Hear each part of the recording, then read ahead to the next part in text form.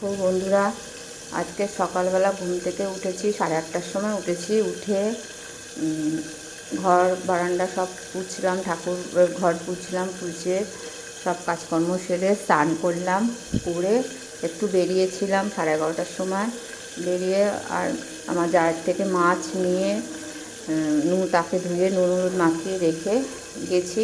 এই এখন আসলাম, এসে এবার রান্নাটা করছি।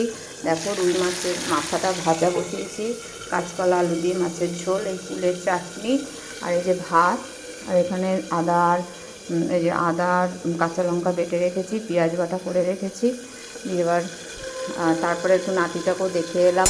কালকে সারাদিন নাতিটা আসেনি। হ্যাঁ, খুব মানে শরীরটা ওর খারাপ, জ্বর এসছে, নাক দিয়ে সর্দি গড়াচ্ছে, আমায় তো ছাড়বে না, কাল সারাদিন দেখেনি। তা কী করবো বন্ধুরা, রান্না তো করতে হবে, আমার ছেলে এসে ভাত খাবে। এই জন্য আজকে মাছের ঝোল ভাত করবো, আর কিছু করতে ইচ্ছা করছে না। তারপর নাতিটা আবার 3টের সময় আসবে।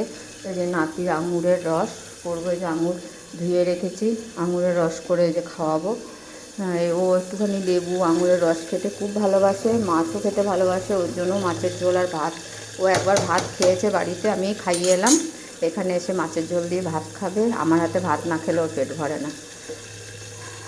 রাখছি বন্ধুরা, তোমরা সকলে ভালো থেকো।